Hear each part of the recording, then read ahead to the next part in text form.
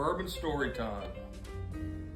So about a year ago, I was working down in South Georgia, about 2 hours away from home.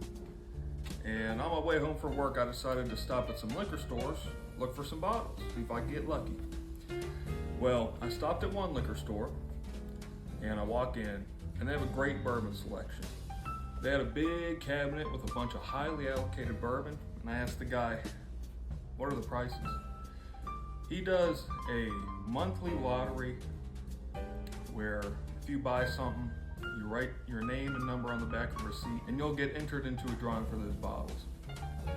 Well, we were talking about bourbon for 30 minutes, and at one point he said, do you want to go to the back? I've never been invited to the back of a liquor store before, and I was like, oh yeah, hell yeah, I'll go. So we get back there and he's like, I got a bourbon I want you to try. Or he said, I got a whiskey I want you to try.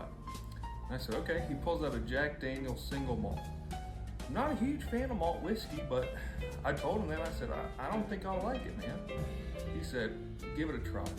Tried it, all-time favorite malt whiskey. Love that bottle. I'd have that bottle now, but it's a very hard bottle to find. You got to get it like at airport. It's $100. And I had a 2-hour drive home, so I was like, well, I appreciate it. I'm gonna head out. And he said, well, hold on.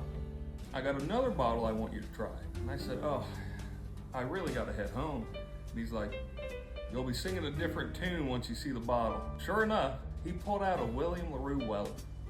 And I sat down in that chair, he pulled out a clean Glencairn, had a pour, and to this day, that is the best bourbon I've ever had.